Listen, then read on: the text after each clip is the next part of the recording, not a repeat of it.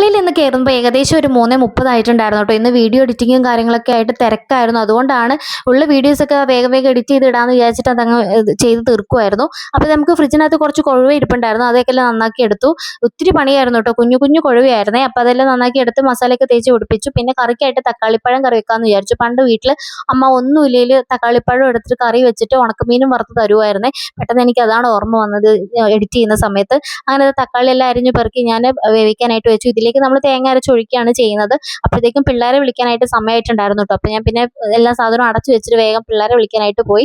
കുട്ടൂസിനാണെങ്കിൽ ബസ്സിൽ കിടന്ന് ഉറങ്ങിയത് കൊണ്ട് അവനെ എടുത്തുകൊണ്ട് വേണം അവിടെ നിന്ന് ഇവിടെ വരെ എനിക്ക് വരേണ്ടി വന്നത്.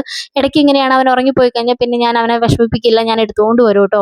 വീട്ടിലെത്തുന്നവരെ മാത്രം ആളിങ്ങനെ കിടന്ന് ഉറങ്ങത്തുള്ളൂ കേട്ടോ. വീട്ടിലെത്തി കഴിയുമ്പോൾ ആൾ എഴുന്നേറ്റോളും. ചില സമയത്ത് എനിക്ക് തോന്നാറുണ്ട് ഇവൻ എൻ്റെ അടുത്ത് അടവ് എടുക്കുന്നതാണോ എന്ന്. എന്തായാലും ആൾ യൂണിഫോം ഒക്കെ മാറ്റി നേരെ കുളിക്കാനായിട്ട് കയറി. അപ്പോഴത്തേക്കും ഞാൻ കറിക്ക് തേങ്ങയൊക്കെ അരച്ചൊഴിച്ചു, മീൻ എടുത്ത് വറക്കാനായിട്ടും വെച്ചേ. മീൻ ഒരു സെറ്റ് മാത്രമേ വറുത്തുള്ളൂ, ബാക്കി ഷാമ്പു വന്നിട്ട് വറക്കാനായിട്ട് വെക്കാമെന്ന് വിചാരിച്ചു. അങ്ങനെ കറിയൊക്കെ തിളച്ച് കടുക് ഉലുവയൊക്കെ വറുത്തിട്ടു. ഇനി മീൻ അങ്ങോട്ടും ഇങ്ങോട്ടും മറിച്ച് അതും പ്ലേറ്റിലേക്ക് കോരി വെച്ചതിന് ശേഷം നേരെ കുളിക്കാനായിട്ട് കയറിയതേ. അപ്പോൾ നമ്മൾ ശിവോതി വെക്കുന്നതുകൊണ്ട് രാവിലെയും വൈകുന്നേരവും നമ്മൾ വിളക്കത്തിച്ച് പ്രാർത്ഥിക്കാറുണ്ട്. എപ്പോഴും ഞാൻ വിളക്കത്തിച്ച് പ്രാർത്ഥിക്കുമ്പോഴും പിള്ളേരെ ഞാൻ എൻ്റെ ഒപ്പം കൂട്ടാറുണ്ട്. അവർക്കും അതൊരു നല്ലൊരു ശീലം ആയിക്കോട്ടെ എന്ന് വിചാരിച്ചിട്ടാണ്. ഇപ്പോഴാണെങ്കിൽ കുഞ്ഞിൻ്റെ എക്സാം ആണ് നാളെ മുതൽ, ഫസ്റ്റ് ടൈം എക്സാം ആണ്. നാളെ മലയാളമാണ് എക്സാം.